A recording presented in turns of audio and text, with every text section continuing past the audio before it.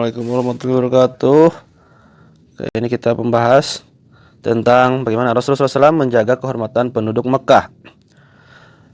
Kemenangan atas kota Mekah ini tersebar luas ke seluruh dunia. Para saudagar yang melewati Mekah pasti mengetahui dengan mata kepala mereka kaum muslimin tidak melakukan pertumpahan darah, dan kaum muslimin selama ini dicaci, dimaki, diejek, diancam, disiksa, mau dibunuh, berulang kali diperangi oleh kaum kafir. Mekah tidak membalas dendam, padahal kekuatan kaum muslimin sudah berhasil masuk ke kota Mekah. Tetapi mereka taat sepenuhnya kepada perintah Allah Subhanahu wa taala dan Rasulnya.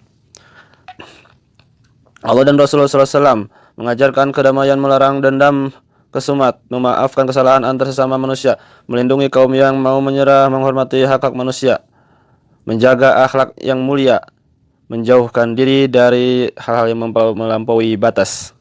Rasulullah SAW menjaga kehormatan penduduk Mekah, benar-benar menjaga. Dan juga penduduk Mekah tak diperlakukan dengan santun dan menunjukkan bagaimana kemuliaan ajaran Islam. Peperangan sudah berakhir, kaum muslimin diperintahkan melakukan dakwah di Mekah dengan damai, melanjutkan dakwah Islamiyah kepada penduduk Mekah yang masih kafir dan menyekutukan Allah SWT. Muslim membangun peradaban baru di Mekah dengan menekankan ukhuwah Islamiyah, kedamaian, keadilan, saling menyayangi, musyawarah, dan tolong-menolong, juga serta saling melindungi sesama. Kebiasaan-kebiasaan saling membunuh dan berperang mereka tinggalkan.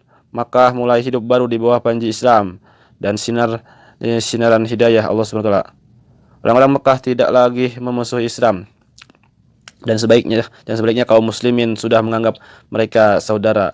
Rasulullah SAW bersama sahabat-sahabatnya dengan giat melakukan dakwah kembali. Beliau berusaha mengajak pada penduduk Badui untuk memeluk ajaran Islam. Sungguh teladan yang sangat luar biasa. Saat kuat, orang-orang muslimin tidak sombong dan semena-mena menganiaya musuh yang lemah.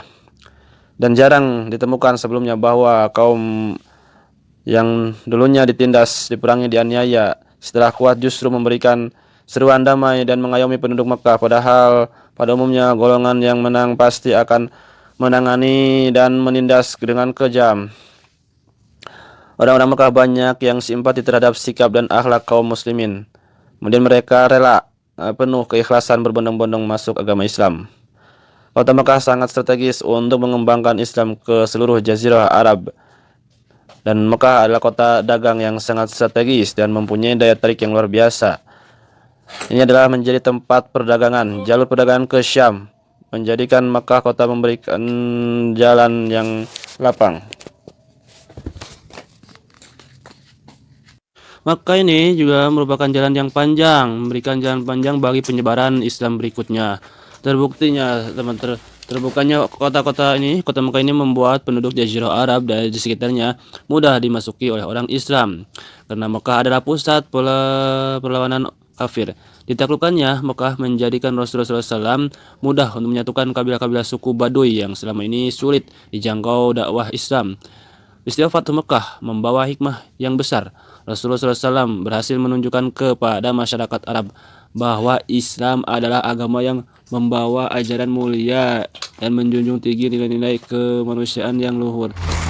Kemudian ditaklukkannya Mekah, Rasulullah SAW telah menunjukkan kekuatan dakwahnya yang berhasil menaklukkan hati para pemimpin kafir Quraisy, Makkah dan kaumnya. Banyak dari mereka yang memeluk Islam secara sukarela setelah mengetahui kemuliaan Nabi dan sahabatnya, mengetahui kemuliaan ajaran Islam. Setelah 15 hari Mekah, Rasulullah SAW kembali ke Madinah. Pada mulanya kaum Ansor khawatir Rasulullah SAW akan terus tinggal di kota Mekah. Tetapi Rasulullah SAW mengetahui kekhawatiran itu dan beliau bersabda, "Berlindunglah kita kepada Allah, hidup dan matiku akan bersama kamu." Rasulullah SAW setia dengan baiat Aqabah dan kembali ke Madinah dan tinggal di Madinah sampai akhir hayat. Kemudian di sini selanjutnya tanda-tanda akan wafatnya Rasulullah SAW. Kesedihan yang luar biasa melanda umat Islam. Rasulullah SAW yang sangat dicintai wafat, kemudian seluruhnya alam berduka.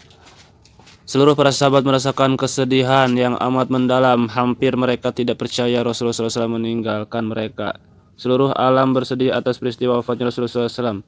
Karena itu, yang diperingati adalah hari lahir Rasulullah SAW. Itu yang penuh kebahagiaan, bukan wafatnya.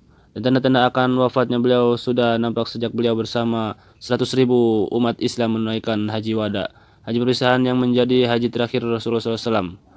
Kemudian Rasulullah SAW menerima wahyu terakhir dan memberi pesan-pesan yang sangat mendalam.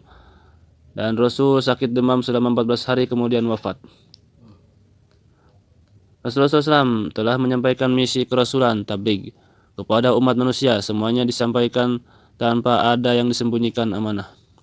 Melalui strategi matang fatonah, misi kerasulan membuahkan hasil gemilang. Rasulullah SAW memberi contoh kesesuaian antara keyakinan, ucapan dan perbuatan dalam menjalankan wahyu Allah Subhanahu wa taala sejujur. Kemudian kalian mesti ingat sifat-sifat Rasul. Dengan sifat itulah Rasulullah SAW menjalankan tanggung jawabnya sebagai utusan sehingga mendapat kemenangan. Manusia pun berbondong-bondong memeluk agama Islam. Allah Subhanahu wa taala kemudian menurunkan wahyu terakhir. Setelah Fatu Mekah, banyak orang-orang yang berduyun-duyun masuk Islam secara baik dari Mekah maupun dengan sekitar Mekah, seluruh negeri Jazirah Arab. Masa 2 tahun ini dari tahun 8 Hijriah hingga 10 Hijriah digunakan Rasulullah SAW untuk menyebarkan Islam dengan mengirim delegasi berbagai kabilah di seluruh Jazirah Arab. Bahkan dalam masa ini Nabi sempat melakukan peperangan dengan pasukan kerajaan Romawi yang membantu kaum Yahudi dalam perang Tabuk.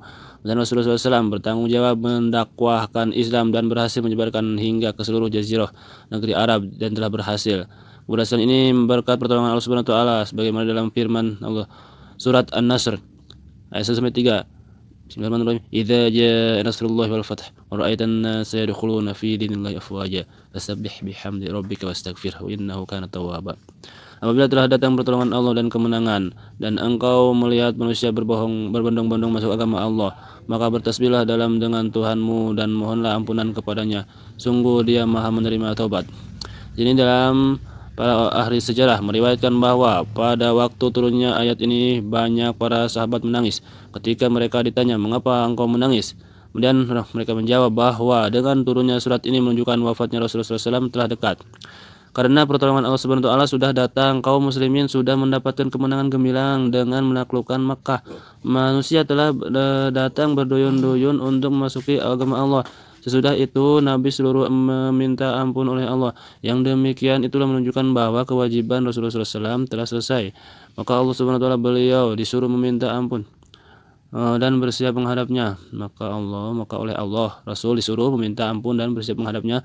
Setelah Rasulullah SAW menunaikan haji wada, turun ayat surat Al-Maidah, Al-yawma akmaltu lakum dinakum wa atmamtu 'alaikum ni'mati wa raditu lakum al-Islam madinan. Pada hari ini telah aku sempurnakan agamamu untukmu dan telah aku cukupkan nikmatku bagimu dan telah aku ridhoi Islam sebagai agamamu.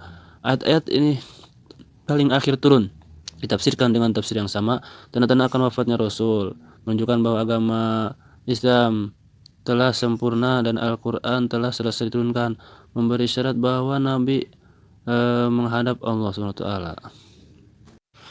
Peristiwa Haji Wada, haji perpisahan. Di tahun 10 Hijriah, Rasulullah SAW menunaikan haji yang dikenal dengan Haji Wada. Haji yang terakhir dilakukan Nabi ini diikuti oleh 100.000 orang kaum muslimin. Di depan mereka, Rasulullah SAW menyampaikan khutbah yang sangat menyentuh hati kaum muslimin. Pidato yang berisi tentang pesan-pesan hak asasi manusia yang relevan sepanjang masa. Kemudian berikut isi Haji Wada yang disampaikan Rasulullah SAW. Wahai manusia, dengarkanlah perkataanku. Aku tidak dapat memastikan apakah aku dapat bertemu lagi dengan kamu sekalian di tempat ini sesudah tahun ini atau tidak. Wahai manusia, sesungguhnya darah kamu diharamkan menumpahkannya dan hartamu diharamkan mengganggunya kecuali karena ada suatu hak riba, semuanya telah dibatalkan. Kamu hanya berhak atas uang pokok. Dengan demikian kamu tidak menganiaya dan tidak pula teraniaya sesuai penumpahan darah yang dilakukan di zaman jahiliyah. Tidak ada diatnya lagi. Sesungguhnya setan telah putus asa untuk disembah di muka bumi, akan tetapi ia masih menginginkan yang lain dari itu. Karena itu waspadalah terhadapnya. Wahai manusia, Tuhanmu hanyalah satu, dan asalmu juga adalah satu. Kamu sekalian berasal dari Adam, dan Adam berasal dari tanah.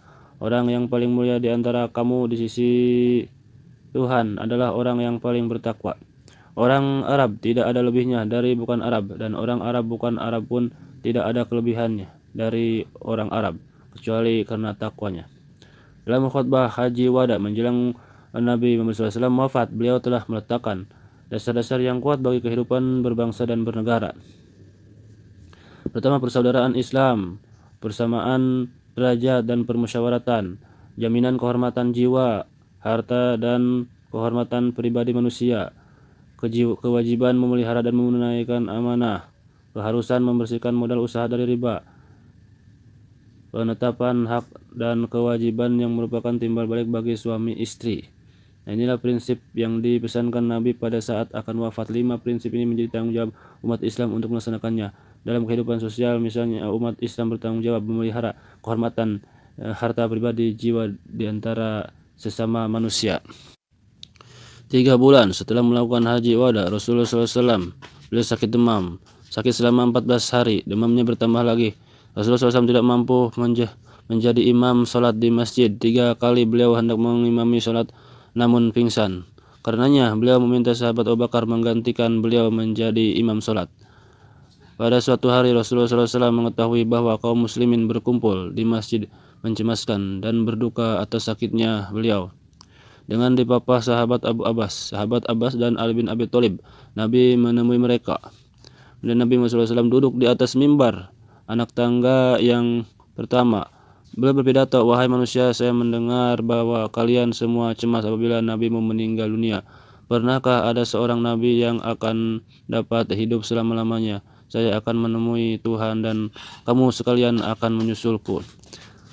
Nabi Muhammad SAW mempercayakan kaum Ansor kepada Muhajirin dan sebaliknya, menyerahkan kaum Muhajirin kepada kaum Ansor. Ini adalah pesan menjaga persaudaraan dan persatuan di antara para sahabat. Di akhir hayatnya Rasulullah SAW berwasiat agar berpegang teguh kepada Al-Quran dan hadis. Beliau kemudian mengucapkan umatku as-salah. Ini menunjukkan cintanya beliau kepada umatnya. Begitu agung cintanya Rasulullah SAW sampai menjelang wafat pun umat disebut-sebut. Dengan ungkapan tersebut Rasulullah SAW berpesan kepada umatnya agar jangan meninggalkan sholat. Sholat itu harus senantiasa didirikan dan tidak boleh ditinggalkan. Salat sangat penting bagi umat Islam karena menjadi tiang agama. Tanggung jawab umat Islam adalah berpegang teguh melaksanakan salat, merupakan pesan Rasulullah SAW. Ketika kaum muslimin sedang melaksanakan salat subuh sementara sahabat Abu Bakar sedang mengimami mereka, Nabi Muhammad SAW tidak menemui mereka tetapi hanya menyingkap tabir kamar Aisyah dan memprihatinkan mereka yang berada di saf salat. Kemudian beliau tersenyum. Kemudian sahabat Abu Bakar mundur hendak berdiri di saf karena dia mengira Rasulullah SAW hendak keluar untuk salat. Namun beliau memberikan isyarat dengan tangan beliau agar mereka menyelesaikan salat. Kemudian beliau masuk kamar dan menurunkan takbir. Akhirnya dengan mengucapkan kalimat tauhid seraya berdoa agar mendapat ampunan dari rahmat Allah Subhanahu wa taala. Kemudian Rasulullah SAW pun wafat. Dan Rasulullah SAW wafat pada hari Senin tanggal 12 Rabiul Awal tahun 11 Hijriah dalam usia 63 tahun. Wafatnya Rasulullah SAW sangat-sangat mengagetkan para sahabat. Meskipun mereka sudah diberi nasihat Rasulullah SAW, akan tetapi mereka tetap kaget dan sangat sedih. Sahabat Umar yang terkenal sebagai pahlawan yang gagah berani juga merasakan hal yang sama. Beliau hampir tidak percaya apabila Nabi telah tiada. Begitu juga dengan sahabat-sahabat yang lain. Mereka merasakan hal yang sama, namun Abu Bakar sangat bijaksana dan arif. Di tengah-tengah kesedihan dan perasaan yang serba panik, dan kalau dipenuhi rasa tidak percaya, Abu Bakar pun berpidato, wahai manusia, barang siapa yang memuja Muhammad telah mati, tetapi siapa yang memuja Allah, ia hidup selama-lamanya, tidak akan pernah mati. Abu Bakar membaca firman Allah dalam surat Ali Imran ayat 144. Wa ma Muhammadun illa rasulun qad khalat min qablihi ar-rusul أفإن مات أو قتل انقلبتم على أعقابكم ومن ينقلب على عقبيه فلن يضر الله شيئا وسيجزي الله الشاكرين. Dan Muhammad hanyalah seorang rasul, sebelumnya telah berlalu beberapa rasul. Apakah jika beliau wafat atau dibunuh kamu berbalik ke belakang murtad? Barang siapa berbalik ke belakang maka ia tidak akan merugikan Allah sedikit pun. Allah akan memberi balasan kepada orang-orang yang bersyukur. Mendengar pidato sahabat Abu Bakar ini, sahabat Umar dan sahabat-sahabat Nabi yang lainnya juga sadar bahwa Umar berkata, demi Allah saya tadinya mengira bahwa di dalam Al-Quran tidak ayat seperti yang dibacakan oleh Abu Bakar. Saya baru sadar ada ayat ini setelah dibacakan Abu Bakar. Kemudian selanjutnya meneladani sahabat Abu Bakar As-Siddiq. Abu Bakar lahir pada tahun ketiga di tahun gajah 573 Masehi. 3 tahun lebih muda dari Rasulullah SAW. Kemudian Abu Bakar mempunyai nama asli itu Abdullah bin Ibnu Abi Quhafah, Uthman bin Amr bin Amru bin Sa'id bin Ta'im bin Murrah bin Tamimi. Singkatnya Abdullah bin Abi Quhafah At-Tamimi. Keturunannya bertemu dengan garis Rasulullah SAW pada Murrah bin Ka'ab, yaitu kakek yang ketujuh. Di zaman Zahiliyah, sebelum masuk Islam, ia bernama Abdul Ka'bah. Kemudian setelah masuk Islam, namanya diubah oleh Nabi Muhammad SAW menjadi Abdullah, nama panggilan banyak. Kemudian diantaranya Abu Bakar As-Siddiq, Al-Atiq, Abdullah, dan Abu Quhafah. Namun yang paling terkenal adalah Abu Bakar As-Siddiq. Kenapa namanya Abdullah tetapi ia terkenal dengan sebutan Abu Bakar? Nah, ini karena ia orang dewasa lelaki yang pertama kali masuk Islam, maka diberi julukan kunyah nama Abu Bakar. Abu Bakarnya pelopor pagi hari. Laki-laki yang melopori masuk Islam dengan segera setelah Rasulullah SAW menerima wahyu. Nama julukan inilah yang kemudian sering banyak dipakai. Kemudian Abu Bakar mendapat gelar kehormatan di belakang namanya, yakni As-Siddiq, yang berarti orang jujur membenarkan Rasulullah SAW. Beliau memang dikenal orang yang selalu membenarkan Rasulullah SAW, terutama dalam peristiwa Isra Mi'raj. Di tengah pertentangan, ejekan, dan ketidakpercayaan orang kafir, kemudian pas sahabat ini, Abu Bakar ini adalah orang yang paling gencar membenarkan peristiwa Isra Mi'raj ini. Di belakang nama beliau diberi gelar As-Siddiq, nama dilengkapi dengan Abu Bakar As-Siddiq. Masa jahiliyah, Abu Bakar seorang pedagang yang sukses, melakukan perjalanan dagang yang termasuk orang yang sangat giat dan tekun. Setelah masuk Islam, menggunakan hartanya untuk menopang perjuangan Rasulullah SAW. Karena Abu Bakar sahabat yang dermawan. Beliau orang jujur yang baik hati. Ketika Rasulullah SAW mendakwahkan Islam, ia langsung menerima ajaran tersebut dengan penuh keyakinan sidik. Ia sangat mencintai Islam dan berusaha keras menyebarkannya, terutama kepada sahabat-sahabat dekatnya. Di antara sahabat dekatnya Abu Bakar yang masuk Islam adalah Utsman bin Affan, Jubair bin Awam, Abdurrahman bin Auf, Sa'ad bin Abi Waqqas, dan Thalhah bin Ubaidillah. Beliau menyayangi para sahabat lainnya dan rela berkorban demi mereka. Setia kawan dibuktikan dengan kerelaan dan memerdekakan Bilal bin Rabah, sahabat Bilal yang berstatus masuk Islam, namun kemudian tuan pemiliknya mengetahui dan menyuruh para sahabat Bilal keluar dari Islam. Sahabat Bilal menolak, akhirnya Bilal disiksa dan kejam. Mengetahui Abu Bakar rela mengeluarkan hartanya demi membebaskan Bilal dari statusnya sebagai budak. Sejak beliau menjadi orang dekat itu, disitulah menjadi merdeka. Kemudian Abu Bakar juga sangat santun dan bijaksana, tetap tegas, teguh memegang prinsip. Sahabat mengagumi dan menghormatinya sebagai bangsawan kaya yang mengayomi para sahabat, menjadi penguat sahabat-sahabat lain dan mengalami cercaan, gangguan, dan sisaan kaum kafir Makkah. Kemudian sahabat karib Rasulullah SAW, inilah Abu Bakar As-Siddiq yang setia dan mencintai Rasulullah SAW. Begitu setianya cintanya kepada Rasulullah SAW, ia rela mempertaruhkan harta dan nyawa demi membela Rasulullah SAW. Dibuktikan saat Allah Subhanahu wa taala memerintahkan hijrah, ia tidak hijrah ke Madinah mengikuti sahabat-sahabatnya yang berangkat lebih awal, tapi ia senantiasa menemani Rasulullah SAW yang berangkat hijrah beberapa waktu kemudian. Kemudian di waktu malam keberangkatan hijrah Rasulullah SAW rela mempertahankan nyawa dengan menemani Rasulullah SAW yang akan dibunuh sekelompok kaum kafir Mekah bersenjata. Ia terus saja melakukan perjalanan melewati terjal Bukit Tur yang menghindari kejaran kaum kafir Mekah. Abu Bakar bersama Rasulullah SAW istirahat sementara di Gua Tur. Saat kaum kafir sampai di depan Gua Tur, sahabat Abu Bakar khawatir keselamatan Rasulullah SAW. Namun Rasulullah SAW meyakinkan bahwa sahabat Abu Bakar bahwa Allah pasti akan menolong. Benar yang disampaikan Rasulullah SAW, menurunkan laba-laba di mulut gua dan bersarang di sana. Kaum kafir pun tidak jadi masuk gua karena menyangka tidak mungkin Rasulullah SAW berada di dalam gua karena di mulut gua terdapat sarang laba-laba. Begitu cintanya kepada Rasulullah SAW. Saat Rasul tertidur di pangkuannya, ia tidak berani bergeser dan bergerak. Bahkan ia digigit serangga pun ia tidak bergerak karena khawatir Rasulullah SAW akan terbangun. Kemudian di waktu istirahat, sahabat Abu Bakar ini menjadi khalifah di tahun 11 sampai 13 Hijriah atau 632 sampai 634 Masehi. Sahabat Abu Bakar radhiyallahu anhu dipilih menjadi khalifah, menjadi menggantikan Rasulullah SAW oleh mayoritas sahabat. Proses pemilihan diawali musyawarah di Thaqifah Bani Sa'idah. Pada waktu itu, sahabat Ansor dan Muhajirin berkumpul untuk menentukan khalifah. Baik sahabat Ansor maupun Muhajirin mengumumkan pendapatnya yang merasa paling berhak menjadi khalifah. Kemudian sahabat Abu Bakar menengahi perbedaan pendapat terhadap mencalonkan sahabat Umar bin Ka'ab, Umar bin Khattab dan Abu Ubadah bin Jarrah. Namun keduanya tidak bersedia dicalonkan. Kemudian serta-merta Bashir bin Sa'ad dari kaum Ansor menjabat tangan Abu Bakar dan membaiatnya sebagai pemimpin.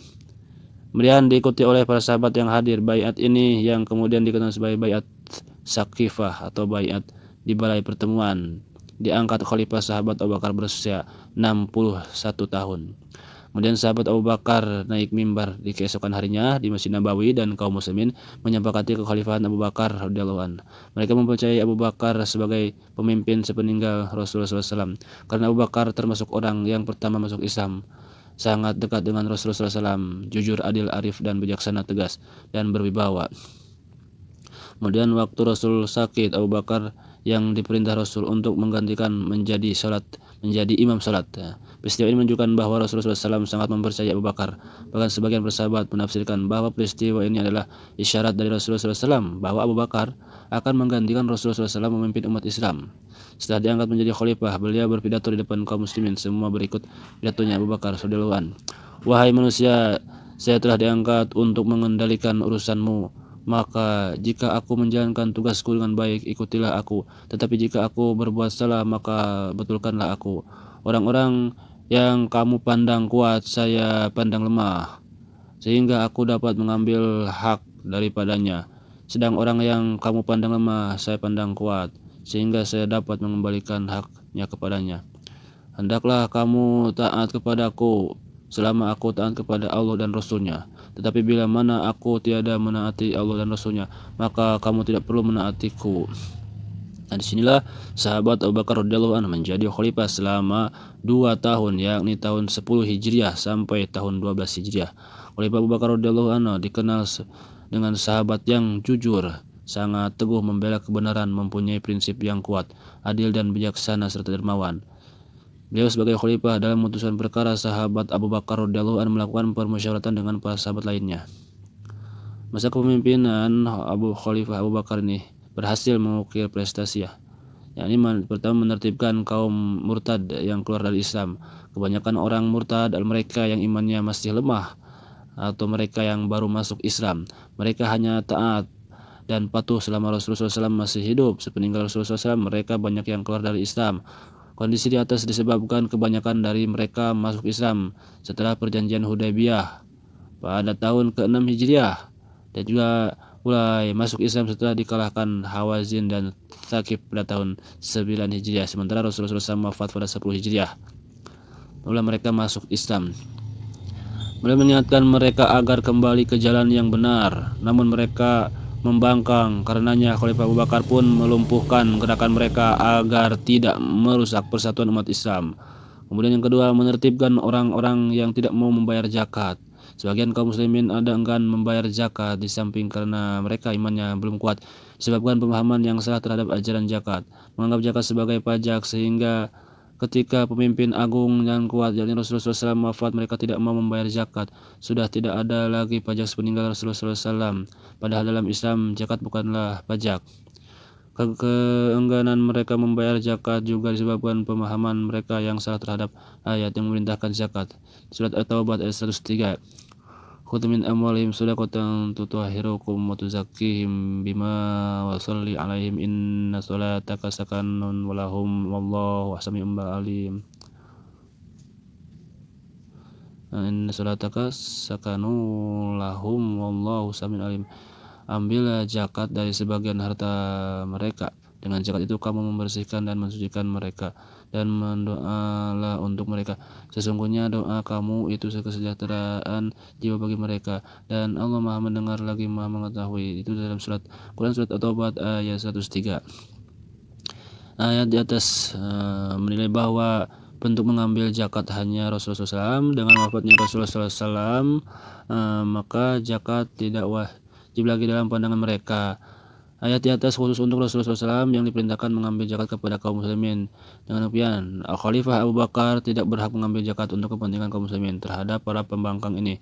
Khalifah Abu Bakar menertibkan gerakan mereka sehingga umat Islam kembali ke jalan yang benar, bahwa diwajibkannya zakat. Kemudian yang ketiga, menumpas gerakan nabi palsu. Ada nabi palsu sebenarnya sudah muncul pada saat Rasulullah SAW masih hidup. Gerakan ini meningkat di masa Khalifah Abu Bakar. Tokoh nabi palsu diantaranya adalah Musailamah al-Kadzab dari Bani Hanifah dari Yamamah. Tokoh lain yang mengaku menjadi nabi adalah Al-Asad Al-Ansi di Yaman dan Thulailah ibnu Khuwailid dari Bani Asad. Pengikut nabi-nabi palsu tersebut banyak yang mengetahui kepalsuan dan kesesatan nabi palsu, tetapi mereka mau mendukung karena mereka tidak ingin dipimpin oleh suku Quraisy. Abu Bakar radhiyallahu anhu tidak tinggal diam. Ia menumpas gerakan nabi palsu untuk menyelamatkan umat Islam dari kekufuran. Nabi Muhammad SAW adalah nabi terakhir. Nabi mengakui ada nabi setelah Nabi Muhammad adalah kekufuran dan murtad. Kemudian membuktikan Al-Quran. Peperangan menumpas kaum murtad sebanyak 70 sahabat penghafal Al-Quran gugur. Kekhawatiran sahabat Umar bin Khattab bahwa Al-Quran kedepannya sulit diajarkan karena para penghafal Al-Quran semakin dikit. Untuk menjaga kemurnian Al-Quran maka harus ditulis. Usulan ini akhirnya diterima Khalifah Abu Bakar radhiyallahu anhu. Khalifah menunjukkan sahabat Zaid bin Thabit memimpin tim penulis Al-Quran. Mushaf tulisan Al-Quran yang pertama kemudian disimpan di Hafsah istri Rasulullah SAW. Pada masa Khalifah Abu Bakar bahwa Romawi dan Persia mengancam kedudukan pemerintahan kaum muslimin yang berpusat di kota Madinah. Dan disitulah sahabat Abu Bakar mengirimkan bala tentara untuk mempertahankan diri. Pada saat pasukan Khalifah Abu Bakar berhadapan dengan kaum musuh, beliau wafat pada tanggal 23 Jumadil Akhir 13 Hijriah bertepatan dengan bulan Agustus 634 Masehi. Dalam usianya 63 tahun. Kekhalifahan berlangsung selama 2 tahun 3 bulan. Selepas hari jenazah dimakamkan di samping makam Rasulullah SAW. Kemudian banyak telah pelajari Khalifah Abu Bakar sebagai pemimpin tertinggi, perintah harus diikuti sepanjang baik. Jika ia salah terus ia minta untuk dibetulkan. Meneladani sahabat Umar bin Khattab radhiyallahu anhu. Sahabat Umar bin Khattab adalah putra Nufail al-Quraisy. Nama lengkapnya Umar bin Khattab bin Nufail bin Abdul Uzza bin Riyah bin Qutb bin Razak bin Ali bin Ka'ab bin Lu'ay. Dari ibunya bernama Hantamah bin Hashim bin Mughirah bin Abdullah bin Umar bin Mahzum. Berasal dari suku Adi.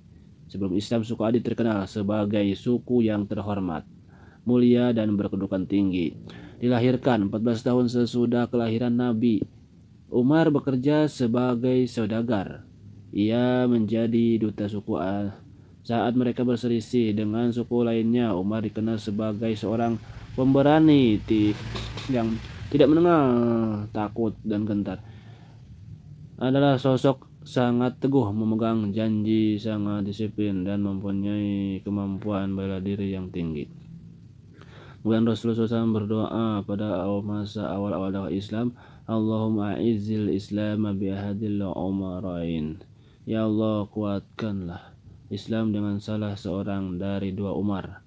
Kedua Umar dimaksud adalah Amr ibnu Hisham dan Umar bin Khattab. Doa mana? Doa ini. Doa ini doa Rasulullah SAW dikabulkan oleh Allah Subhanahu wa taala dengan maksudnya Umar bin Khattab ke dalam Islam. Masuknya Umar bin Khattab. Umar bin Khattab masuk pada bulan Zulhijjah tahun ke-6 kenabian. Pada saat itu usia 27 tahun. Awalnya beliau Umar bin Khattab sangat memusuhi Islam dan Rasulullah SAW. Ia menganggap dakwah Rasulullah SAW menyebabkan kekisruan dan masyarakat Makkah terpecah belah. Masyarakat Makkah kembali bersatu. Kemudian satu-satunya jalan adalah dengan menghentikan dakwah Rasulullah SAW. Kemarahan Umar bin Khattab memuncak, hendak membunuh Rasul, bergegas mencari Rasul dan menghunus pedang. Di tengahnya ia bertemu laki-laki Bani Zahra dan bertanya hendak kemana engkau wahai Umar? Kemudian Umar, saya akan membunuh Muhammad. Kemudian kamu akan membunuh Muhammad sedangkan adik dan saudara iparmu saja mengikuti ajarannya. Umar bertambah marah.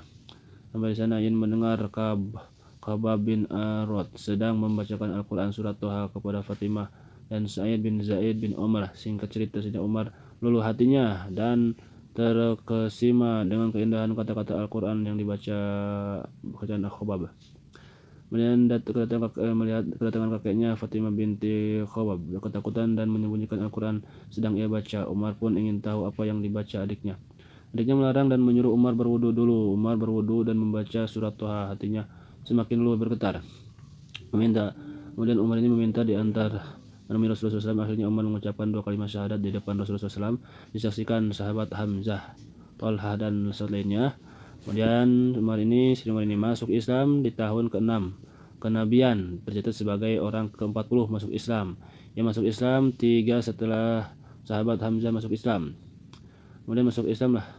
Umar ini berani terang-terangan membela Rasulullah SAW, bahkan tanpa rasa takut Umar memimpin pawai umat Islam menuju Ka'bah bersama sahabat Hamzah yang juga pendekar. Tanpa tanding, Umar menunjuk cinta dan keberaniannya membela Rasulullah SAW.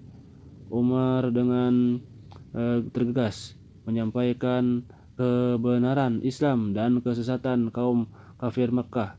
Kemudian melalui lisannya kebenaran Islam digaungkan dengan gagah berani sampai setan pun lari. Nah, kemudian sebelum masuk Islam, Umar bin Khattab teguh memegang janji kepada suku dan keluarganya untuk melawan siapapun yang mengganggu sukunya dengan gagah berani.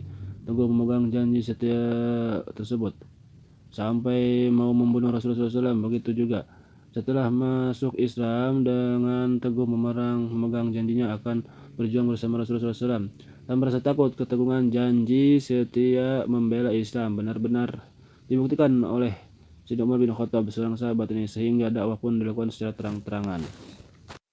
Kemudian beliau ini teguh memegang janji sebelum masuk Islam, teguh memegang janji total membela suku kaumnya. Setelah masuk Islam, memegang teguh janji total membela Rasulullah SAW. Begitu teguhnya menjanji kepada Islam. Umar mempelajari Islam sehingga hafal Al-Quran beserta isi kandungannya dengan mendalam. Ia juga hafal 537 hadis dan mempunyai wawasan yang luas khususnya dalam bidang fikih.